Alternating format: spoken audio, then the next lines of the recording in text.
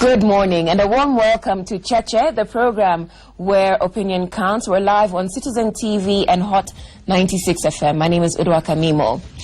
Today, 7 months away from the election, we're taking a step back to survey the political landscape. Some of the questions we're asking, will the Constitution be fully implemented before the polls? Will those polls be too expensive for aspirants to contest? Well, helping us navigate the terrain will be Samuel Kimeu, the Executive Director of Transparency International Kenya, along with panelists Mutegi Njau and Waweru Mburu, both of Royal Media Services.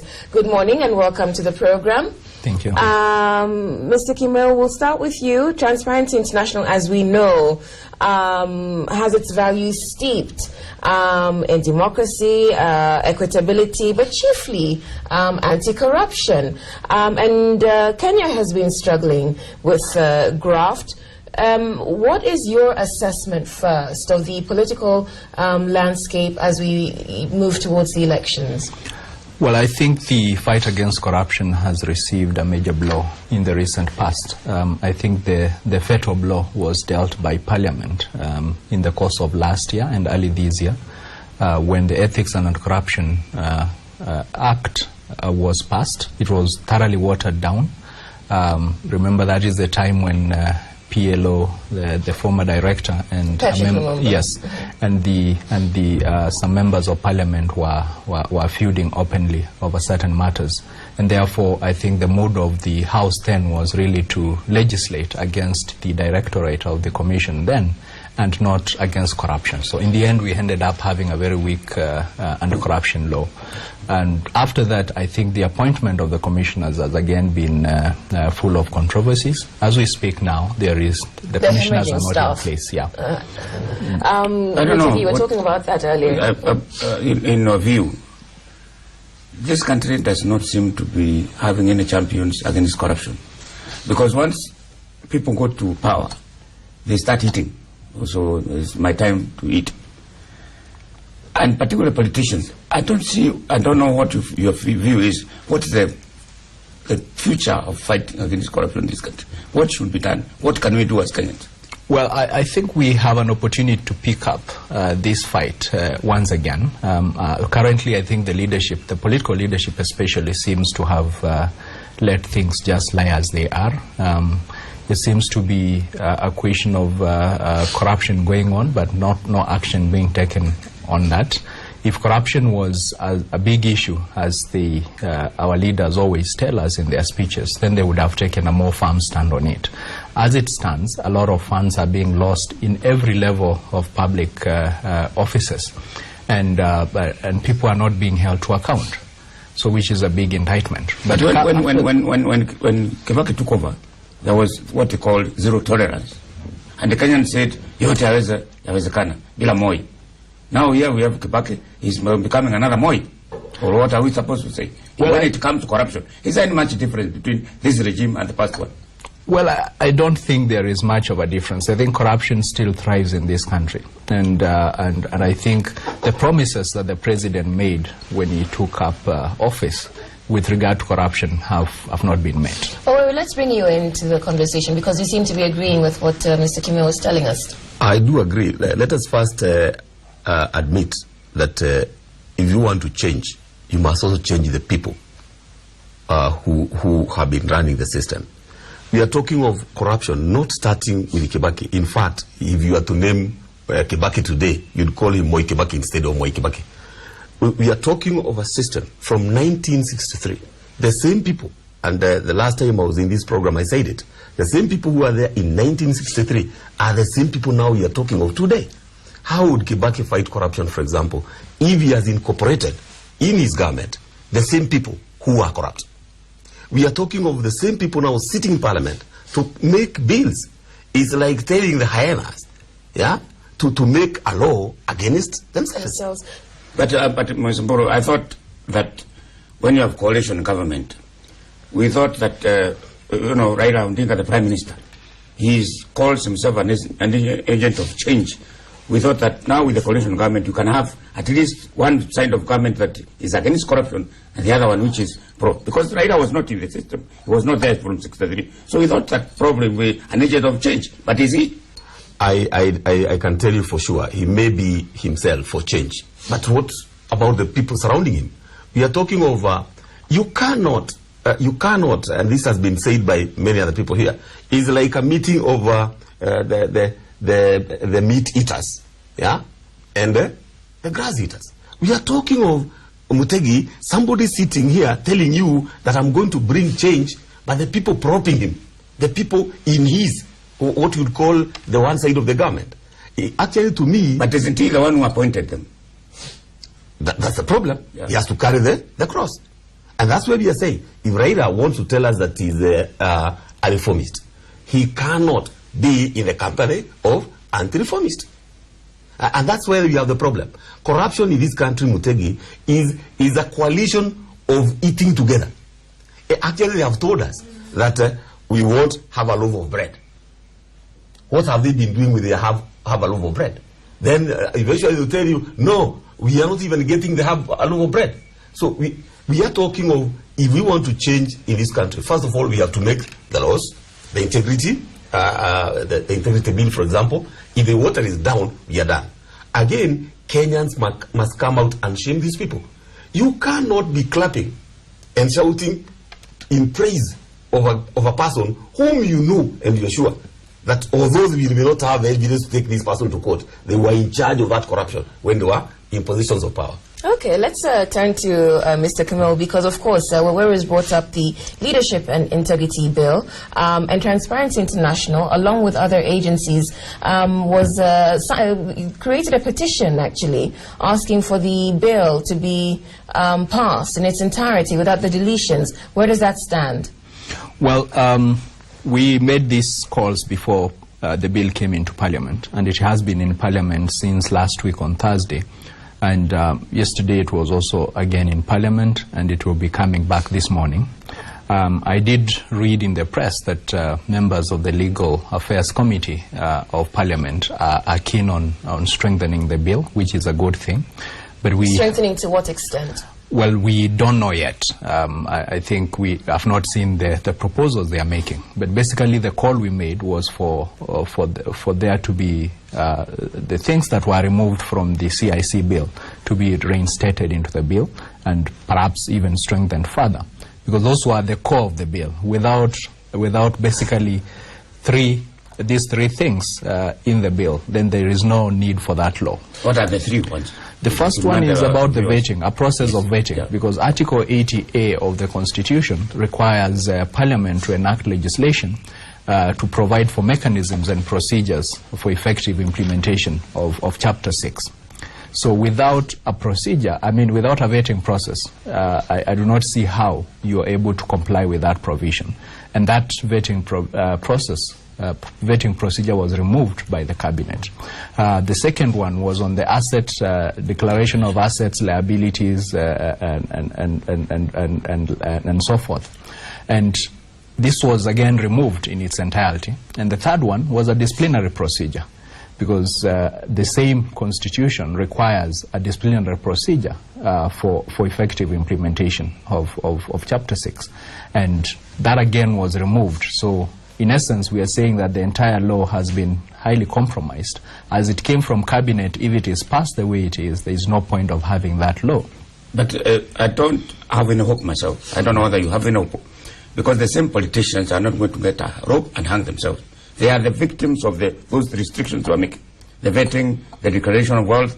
Of course, many of them have that wealth which they don't want to declare. There's also key so they will not employment, earning incomes from different state offices, yes. Being employed in other yes. ventures. What does it say about the state of affairs in the country, 7 months away from the elections, if such a crucial bill is being hastily debated and passed? Well, I think the bill had a deadline for next week, Monday.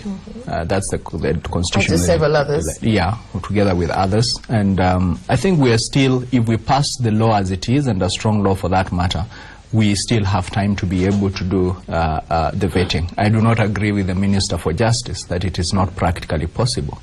And if it were practically impossible, then they would be looking for solutions to make it more practical to do it. I believe that you can get people vetted, the entire number of candidates being vetted between within even a space of 3 months, in my view. Okay. And I think there is hope. I should tell Mutegi that there is hope. You know, even the bills that they have already passed, we know that these people have been reluctant to make sure that they strengthen the institutions that we have. Actually, what they have done has always been under pressure.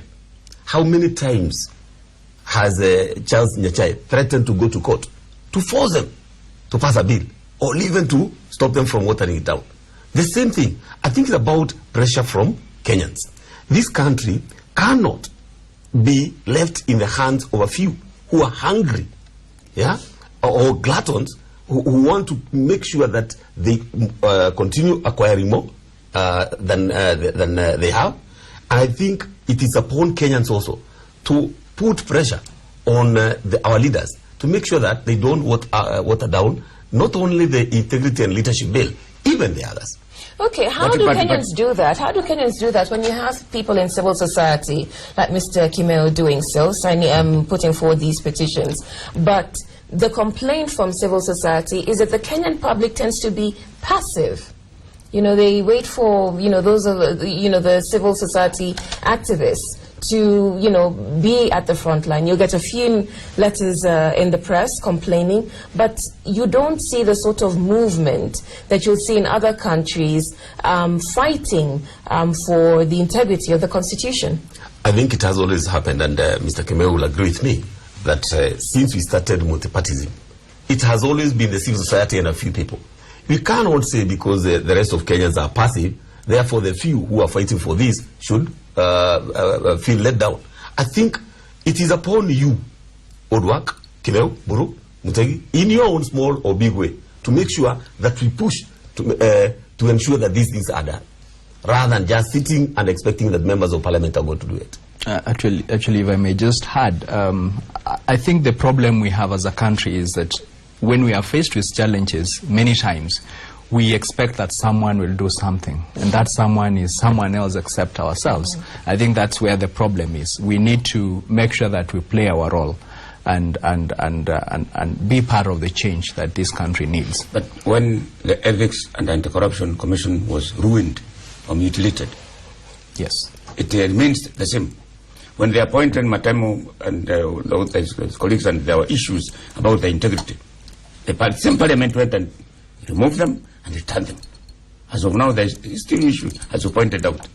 Yeah. That's why I'm saying I'm very pessimistic. Nothing will happen because that happened, it is still there. We have no anti-corruption fighting instrument. There is no institution like that. Well, Mutegi, we keep on hoping that there will be a critical number within Parliament that will do the right thing. And so within the course of this week, we will see whether that number is there. But if, of course, we have nobody to stand for the public interest in Parliament, so far as this bill is concerned, then we have other options to make sure that we still achieve the same What ends. are those other options? Well, Chapter 6 of the Constitution is in force. It's not suspended, and this law just creates procedures for an effective implementation. You can still rely on it to question the integrity of anybody in this country.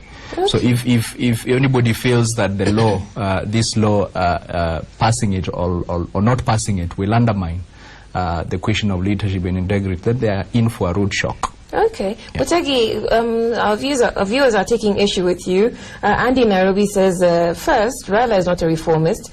Kibaki is more of the reformist because we've seen what this man has done. We do not need reforms. We already have a new constitution. And another one who says, I agree with Mr. Mburu. Look at who surrounds and speaks for Raila.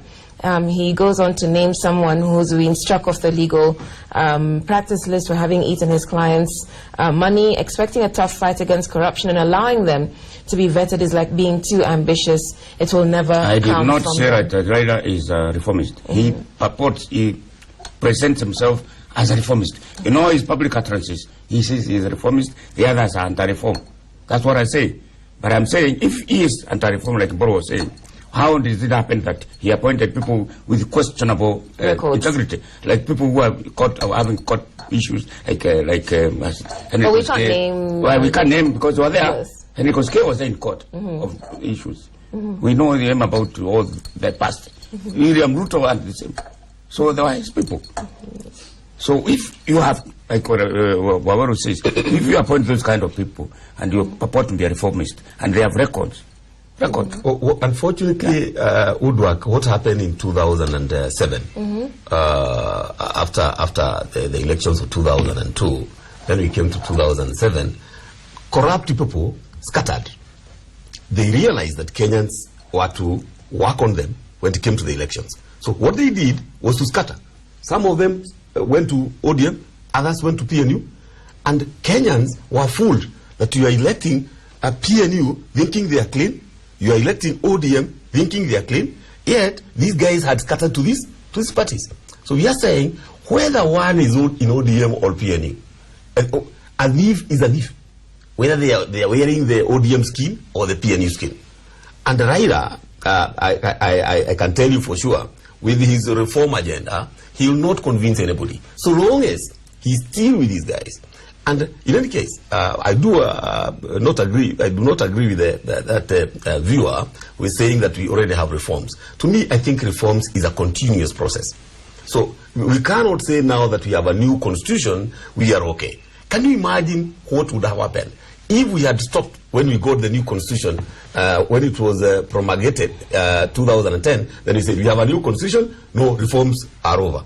We are now talking of bills, people who don't want to implement this constitution. So reform process is a continuous process that you don't see an end to it, and you have to keep on putting pressure on them. Okay, we have to take a break now. You're watching Cheche live on Citizen TV and Hot 96 FM. Our guest this morning is Samuel Kimeo, the Executive Director of Transparency International. And our focus today is the political landscape in the country, focusing really on corruption. If you have any questions or comments, welcome back to Cheche, live on Citizen TV and Hot 96 FM. Our guest this morning is Samuel Kimeo, the Executive Director of Transparency International, and we're discussing corruption and its impact on the politics of Kenya as we go into elections next year. And there are several comments coming in for you. One of the questions is, where has the Transparency International voice been? What's your impact been? You release reports, there's no action. Well, I think we've had our own impact in many ways. There's a lot of work that we do behind the scenes that the public never gets to see. I think what the public ordinarily would see is the bribery index, which the follow-up work to the bribery index is not public work. It's work we do with institutions directly, and that has had, in my view, an impact. Our voice has been there. Sometimes we've been heard, sometimes we've not been heard. For example, if the person asking that would recall, we put up a very spirited fight on the ethics and anti-corruption bill when it was being debated in Parliament, and we actually lost it. We've put a lot of effort on the leadership and integrity. We've tried to mobilize the public to an understanding of what this bill means for this country. And we'll continue to do that. Whether the bill passes in its state or not, we'll continue to galvanize members of the public so that the vetting takes place not within the official circles, but in the social circles. Albert in Nanyuki asks, if the integrity bill is rendered useless, can Kenyans call for a referendum? Well, no, not really, because the Constitution, Chapter 6, is in force, and he can actually use the standards set up in Chapter 6 to make sure that the leaders that we elect, or the leaders that are appointed, meet the integrity test. And if he is not convinced that they meet that test, he has a right of audience in a court of law. Okay. Now, of course, Mutegi, the Leadership and Integrity Bill is just one of a number that need to be passed before Monday. And while we were on break, you were expressing concern about bills being passed. My concern is those number of bills. They are very crucial. One of the most serious one is about the setting up of the national intelligence security. Actually, there are 3 to dealing with our defense. Yeah, they're very important. I do not understand why the executive delayed them up to this last minute. For instance, the security one, there are issues about what can the intelligence do to you, which means you are going to have a big brother hovering around you, monitoring your telephone. So if they suspect, and who is government? If the local, for instance, the county commissioner thinks I'm a security threat in my village, and then they come monitoring and breaking into my house, surely. And hold you for 36 hours and representing you in court. What do you think about this matter? This is serious. I think it's a serious problem. And I think we have to break away from it. We had our lessons last year, but we seem not to have learned from them. Last year, remember, we had bills being passed late into the night and highly compromised to an extent that even the editorial work on them was very poorly done. Exactly. There are contradictions, even as we speak today, about those laws that were passed just before the deadline last year. This year, again, we find ourselves in the same situation, and one can only can be forgiven for beginning to think that there are people who are interested in holding these bills until the last minute so that they can have their And way. who are these people? Well, I don't know who they are, but I would imagine that the executive needs to be held to account. Let me step in there, because the Constitutional the Implementation Committee in its reports actually does say that one of the challenges is deliberate misinformation of the public by politicians on bills, but also deliberate stalling by the executive, which is why we're seeing these bills being passed, being submitted at the last minute. But I think we bring in too much of government into our lives. Take, for example, why we are asking ourselves who should we point our finger at.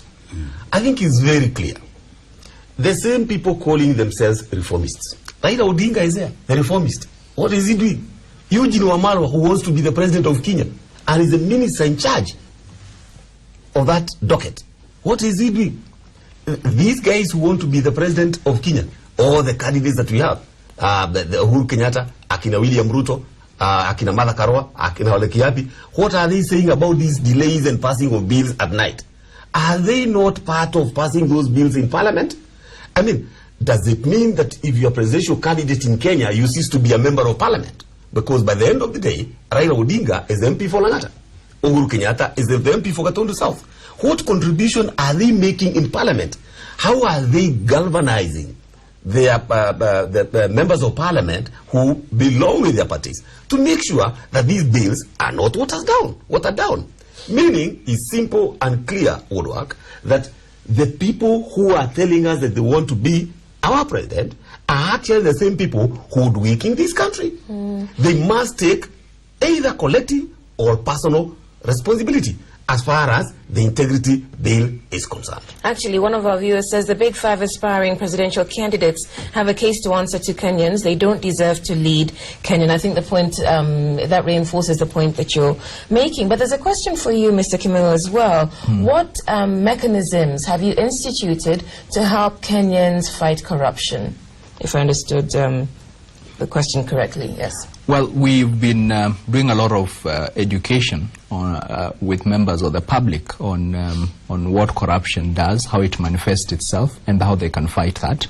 And we've gone further to set up offices in outside Nairobi, in Coast, in Eldoret, and we are in the process of setting up one in Western Kenya, where members of the public can come and report issues of corruption that they encounter and they need our advice on. And we have been doing this for the last 2 years. You have something online, Nimechukua bribe or something like that, if I'm not mistaken, on your website. Oh yes, we actually have a collaboration with an organization called I Paid a Bribe, where members again of the public can report and give their experiences in the fight against corruption. Okay. I think I agree with Kimeu. You know, when we talk about corruption in this country, we think, and even issues of integrity, we think that we can legislate everything. And I said Woodwork the other day here that we are in a country where we have to be guided all through. Can you imagine? Integrity is not even about the law. It's even about the individual feeling shameful of doing the wrong thing. But we cannot have people who want to be our president. We cannot have people who want to be our members of parliament, but they are saying that I'm a thief. But you guys must prove beyond any reasonable doubt that I'm a thief. But and they know that we cannot prove it. Let me ask you, Kenyans love those thieves because of the money. How is it that Kamalesh Patin, who stole from us during Golden Bag, he formed a political party which had people, and even they have an MP. How come that those thieves, when they go in the villages, they are the ones who pour the money, they are the ones who buy the changa, they are the ones who contribute to church arambis, churches? You'll never see them being rejected. I have always said, you know, Kamlesh Patni, I've always said, Mutegi, that Kamlesh Patni, we have no business entertaining the fella. He's a thief. The commission of inquiry says he has a church which has attendance. You know, his name is Paul. You know, yes, Paul.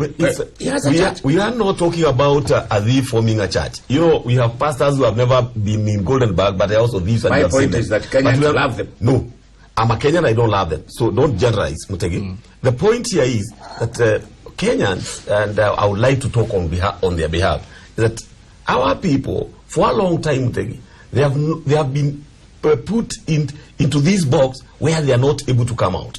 It doesn't mean that if 1 million Kenyans believe in the wrong thing, the whole of Kenya does.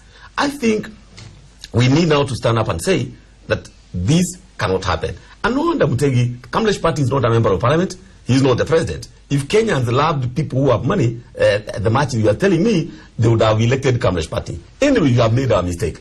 But I know, and it is very frustrating, that Kenyans have never elected also a reformist. They have always been fooled around. But the same language of my man, our man, you know, whether this guy is a thief or a pastor. But let us even look at the pastors who have been elected to go to parliament. How many pastors do we have? So many of them. How many lawyers, Mr. Kemeu, do we have in that parliament? In fact, I'm sorry to say, lawyers have really messed this country. In every corruption deal, in every land grabbing, there is a lawyer who signed some documents. So, but we also got very good lawyers. What I would like to say would work is that there is this saying that things go wrong when good men do nothing. The good men in this country, Mutegi, you and me and probably Kemeu and others, I'm not saying you're good, I'm not saying I'm good, and people are there to judge us, but the good men and women must come out. And that's why I like some candidates like Mother Karua. Let's put it. Let's give it to her. Man has stood up, said, I'm a woman. Don't see me as a woman. Don't even elect me as a woman. And I'm not campaigning for her. But she's saying, look at me and think of what I can do. Yeah. The good men and women in this country must come out and campaign against these thieves. I think what I would agree with Mutegi is not that Kenyans love these people.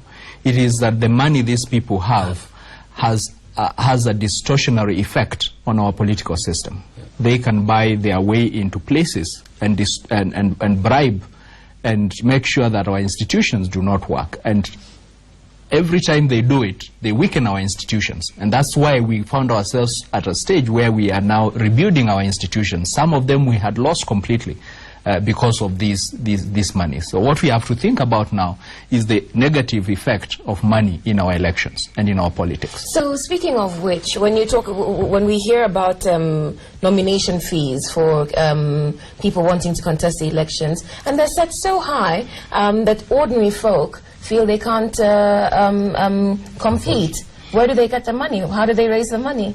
Well, I think that's an issue that a lot has been said, and I think it needs to be looked at both at the IEBC level and also at the political party level.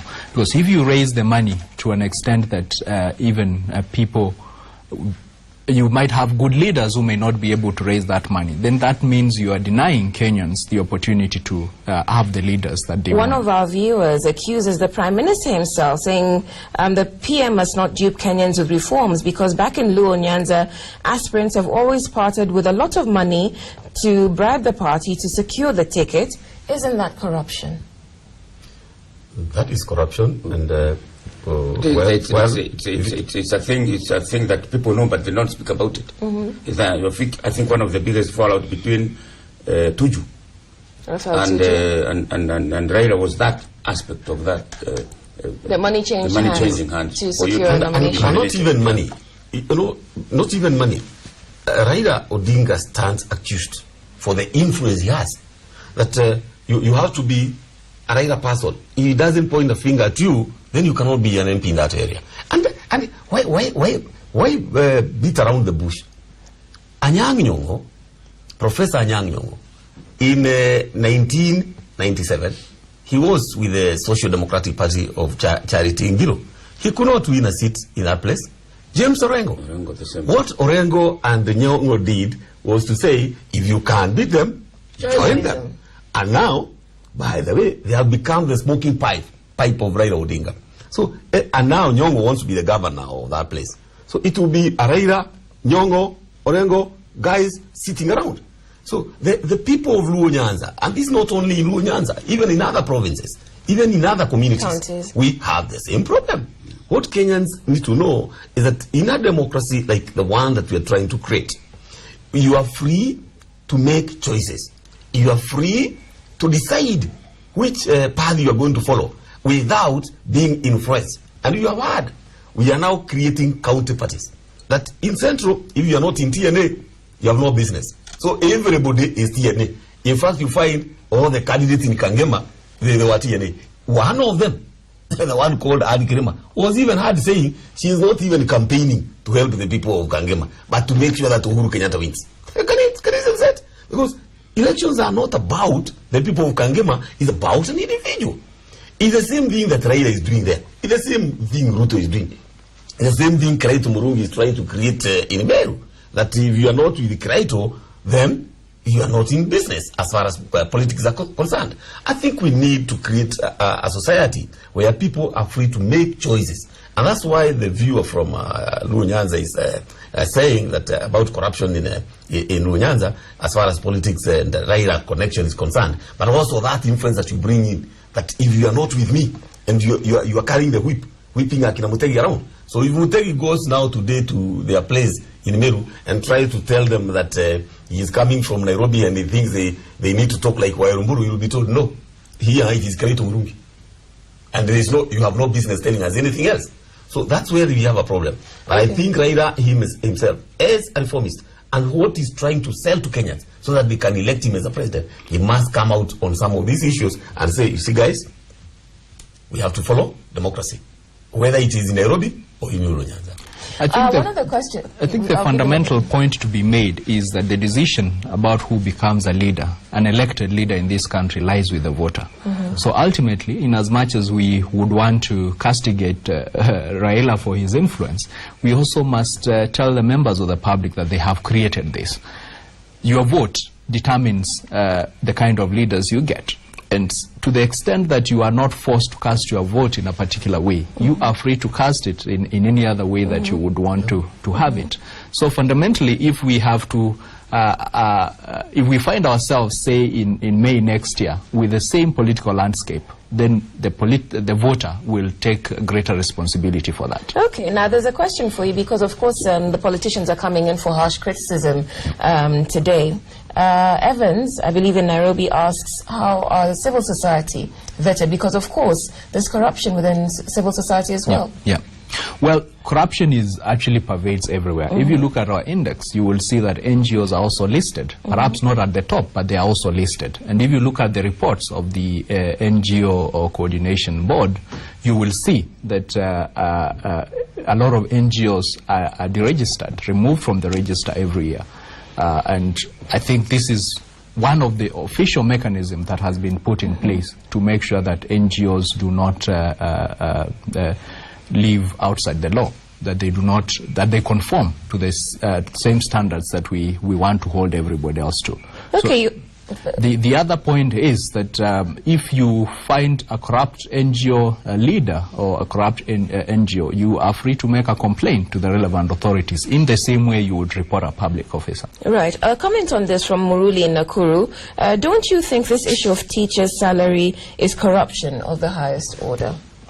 Well, I don't know what exactly he means. Okay, but, teachers are planning to go on strike because the finance minister yesterday said that he would not honor a deal going back to 1997 that gave them, I think, 300% increments. Yeah. He's advising teachers to now take their issue to the Salaries and Remuneration Commission. I actually don't agree with the minister in the sense that the Constitution did not do away with agreements that had been made before, whether they were agreements between say the government and or employers and their employees, or even in international agreements. So it is not true for him to say that he cannot honor that. All I know is that if there are to be other negotiations post the Constitution, that's post 2010 August, then the Salaries and Remuneration Commission would be the one to deal with that. But anything before that should be... Actually, what we need to look at the problems that we have in the education sector, and that the Minister and General Gidai should be told point blank, is that it is the problems of their own making. I mean, you have said you bring in free primary education, you are not training teachers. These teachers are like beasts of burden. You can imagine how many students one teacher is handling. And by the end of the day, you have been promising them, and this time you have been promising them, you have been awarding them yourselves increments. The teachers are being told to go to the Remuneration Commission. Why did the MPs go to the Remuneration Commission when the other day they were giving themselves an increment? Why does it apply to the small fish, the teacher, but not to Gidai? Gidai, if it was taken to Parliament, and the other day we were saying, even his budget, underneath, they are awarding themselves a takeaway when they leave Parliament. Or did they go to the Salaries and Remuneration Commission? These are double standards. And the way teachers, you see, teachers are saying, the only way this government understands is a strike, and a serious one. We would have averted all these things if all of us were following the proper procedures. That brings us to the issues being raised by the new controller of budget. And she's saying that we're paying a lot of money to fake loans that were get. Some of them got 78 when we had Kandran. Some of them are releasing staff. Some of them. Isn't that the same that we committed ourselves? The money came from Kandran to build a factory in 78. No factory was built, but Kenyans ate the money. That was an international commitment to pay. Now we are blaming President Kibaki because he was Minister for Finance then. Similarly, the shape that is coming this is next week. Yes. The shape was supposed to cost, I think, 2 billion shillings. They ate the money, it cost 4.7. Some fellows became rich. I think who are still here. What we need to do is to hold those people to account. Exactly. And the challenge that we have as a country is that we've not made the determination. In fact, it's the kind of distortion that I was just telling you about money, that if you have money and political influence in this country, you can get away with heinous crimes. And so far, we have seen it. The public loses a lot of money every year. And we've not seen anybody being held to account. So responsibility really has to lie with mainly our leaders, but also ourselves. But we believe that with the institutions being renewed, that if we get it right at the institutional level, we should be able to make it. Right. Yeah. Okay, so we've got to take a break now. You're watching Cheche live on Citizen TV and Hot 96 FM. We're discussing corruption with our guest Samuel Kimeu, the Executive Director of Transparency International Kenya. If you've got any questions, comments, thoughts, you want to share your opinions, the SMS number is 2442. The Twitter handle is Cheche_TV. Welcome back to Cheche, live on Citizen TV and Hot 96 FM. My name is Udwa Kamimo, and our guest this morning is Samuel Kimeu, the Executive Director of Transparency International Kenya. And we're discussing corruption and its impact on the political landscape ahead of the elections next year. And there's a question, several questions actually, from our viewers on the stalling of police reforms and the fact that we still don't have an Inspector General. Yes, the police reforms have basically stalled, in my view.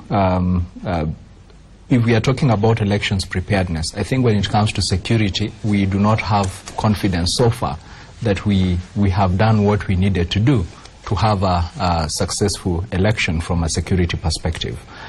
We don't have an Inspector General of Police. There's no reason why we don't have one. The National Police Service Commission there has been issues about its appointment. As we speak, we don't have one. We don't have one yet. And therefore, one can easily say that this is an area where we have stalled. But we have to see police reforms in the same light with the provincial administration, the problems with the provincial administration. And I feel that there are people, especially within the state, who are not interested in pushing forward the reforms that this country needs in the security sector, basically because that is really what they have, it's the last straw they have to keep on holding on to. So we have to push and make sure that the Constitution is implemented insofar as security reforms are concerned. Mutegi, you raised the issue of security earlier because of the 3 bills that are pending, which need to be signed by next Monday. Do you believe that on security we will get bills that reflect the current tenuous situation of security in the country? As Mr. Kamau said, look at the way they are doing things. A judge has ruled that you don't appoint county commissioners. They go ahead and ignore the judge, appoint county commissioners. I can even see now, the other day, you saw them acting. They are now the new provincial commissioners, but they are county commissioners. They are operating exactly answerable to one Mr. Mutia, what's the name? Iringo. Mutia Iringo, in the office of the president. Obviously, those are the people now who are going to control from the chief to the county commissioner. And when the governor comes, he finds place is already occupied. He tries to do things and find that there is a competitor there. So I don't see, like you say, I don't see any change. You have a county assembly, but there is another person there who is called the county commissioner, who is answerable to headquarters. So what we have, same old system. I think, well, I don't know. When we talk about devolution and the issue of the county commissioners is a big blunder that the president made, probably through advice or probably through his own reasoning that Kenyans don't understand.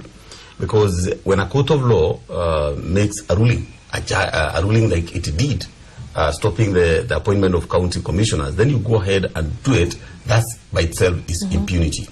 However, we need also to ask ourselves in the devolution, and this is what I've been asking myself as an individual. How do we want to, when you have the county government, then you have the national government or the central government, how do they connect as far as security is concerned, for example? Because is the governor going to be in charge of security in the county? And if he is not going to be in charge of security in the county, then who will be in charge?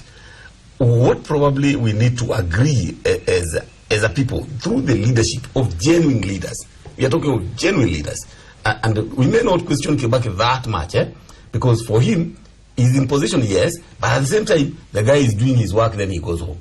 But these others who are vying to be president of Kenya, we should also guide the country and say, this is how we would want to see our country when I will be the president.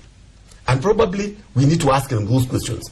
How do you envisage a country that will be the president with a county commissioner and a county governor and all that?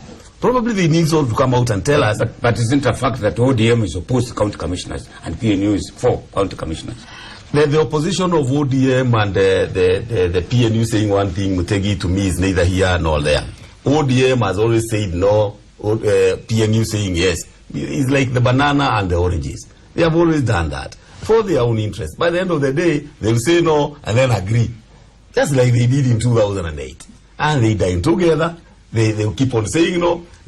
Doesn't Kibaki, Raila Odinga walk to State House saying no, no, no, no, no, and find Kibaki saying yes, yes, yes, yes. Then they come out and tell us to do the same thing. So the differences of yes or no, or supporting or not supporting, is not, to me, is neither here nor there. What is important is at individual leaders, and this we must respect, not only for the key presidential candidates like Raila, Uhuru, Ruto, because they are not actually key. Even the other candidates, they should say, when I want to become the president of Kenya, this is the way I would want to see the country being run. So it will not be an ODM and PNU affair. It will be an affair involving everybody. And that's the challenge. Why wouldn't Martha Karua come out and is not Kenya? Why wouldn't Ole Kiapi and Resto Party come and say, this is the way we want to see things? So that we move away from this dualism, this two-horse race or two-horse competition of PNU and ODM. So that these candidates can say, this is the way we would want to see it done. Okay, some viewers weigh in on the earlier part of our discussion when we talked about the teachers' strike. Salaries and Remuneration Commission is only responsible for fixing salaries for state officers. Teachers are not. The government of Kenya must negotiate. And Mwiga from JKUAT says he's in possession of SRC documents advising employers to finalize all previous and pending negotiations before December 12th, 2012. Githai is wrong and should respect workers. And I suppose that's what we're talking about. Corruption is no respecter of persons, really. Precisely. And with regard to that teacher's salary, I think it helps to go back to the political environment when those negotiations took place. It was just before the elections. Yeah. So it was actually a political hoodwink, if I may call it. By former President Moi. Yes, so it was a manipulation of the power that people held then to try and gain an advantage in the elections. So this is a context that also needs to be borne in mind. But if the government did make commitments like they did to the teachers and they have also done to the police, I think it is only honorable for the government to meet those their obligations of the bargain. In any case, if they made commitments to Kendren in 1978 and they are paying, why can't they honor the same? That's your point, isn't it? That's the point I'm making. That when Kendren was initiated in 78, the Kabaka was then the Minister for Finance. The factory wasn't built. Then came another series of corruption international agreement. Yeah. Those promissory notes we did with the 20 projects in Anglo-Lise. We are still paying that money. Yeah. Recently we saw in the IBRC, the Electoral Commission, trying to procure voter registration equipment. Because of corruption, the procurement never took place. Why would, in the future, anybody not want to be that high level corruption? Because they know nothing will happen. Because the ship was built. Yes. It came and it's coming next week. The original cost was about 2 billion shillings. Now, finally, 4.7. Why would anybody not be interested in involving themselves? If I was in government, involve myself and eat the money or become an instant billionaire, not millionaire. Yep. And live comfortably in this country. Well, and apply for elections. Try to be a president. I think that so far has been... Because the cost is minimal to you. There's no cost. Yeah. So far, that has been the refuge that our corrupt cartels have had. But I think that is changing pretty fast. How? And Kenyans are taking these matters into their own hands. And I expect that in the years to come, it will be quite difficult. As we speak now, you've seen, for example, the tender, the IEBC tender has been called off for the biometric voter registration kits. This to me is a good guess. I have had people vilify the IEBC over this. My view is that the IEBC did the right thing. It is better to forestall a scandal than to have to deal with one after it has taken place. What about what's happening at the airport? They're trying to build up 56 billion airport, and one minister is saying, no, cancel. Yeah. Same, because he sees his friends, and now his friends, Walikula, now they're there. And then he's saying, now, why can't I also eat and live comfortably? I think we have a lot of challenges insofar as accountability is concerned. You could count many such projects that are ongoing now. Right now, you will see that the Committee of Parliament is questioning the 200 billion money that is supposed to have been laundered through KPCU.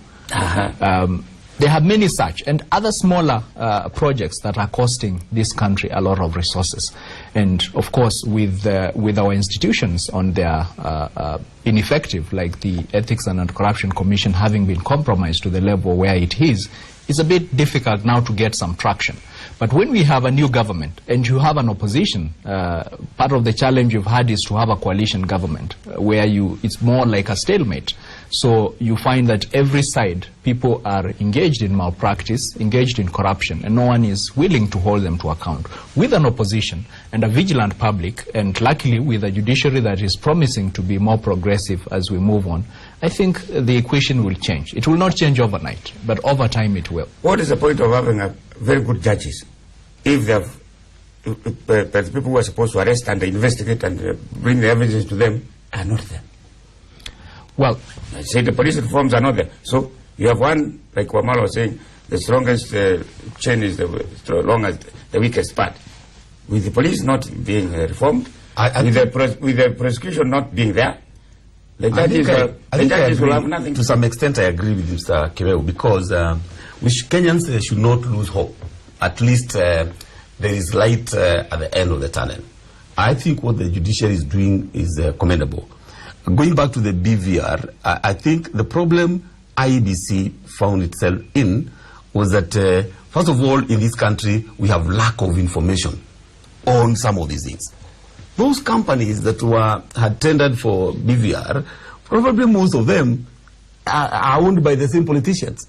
And the IEBC will find that when it picks on one, it is told this is corrupt, goes to pick on the other, they're the same people. It's like turning on, it's like the animal farm story. You turn on this side, you find a lion. You turn this other side, you think you're safe, you find it's a cheetah. So by the end of the day, we are talking of, I think to me, as Kireo has put it, it was better for IBC to cancel the tender, and rather than dealing with this problem in future, you have dealt with it. Okay, we're out of time. A very quick question, because it is important. Who looks at audits done by the government auditors in relation to state corruptions? The audit for Kemri, for instance, has shown corruption for years. Nothing's ever happened. The board chair is also running for political office. Why isn't he being forced to resign? Isn't this corruption? Well, that's another area where we've had challenges. The auditors' reports, they're trying to catch up, but for a long time they have been late. So you get the reports for 2-3 years ago being released this year. Well, it's already quite late. You can hold people to account, yes, but it's quite late. It helps when the reports are fairly current. But then Parliament has the responsibility of pursuing the recommendations of the Auditor General. Okay, that will have to be the last word, because I'm being harassed from the control room to wind up. Our thanks to Samuel Kimeo, the Executive Director of Transparency International, for helping us understand the role corruption plays on the political landscape ahead of the elections next year. Our thanks to Mutegi Njau and Waweru Mburu, both of Royal Media Services, for their insights. My name is Udwa Kamimo. That's Cheche this week.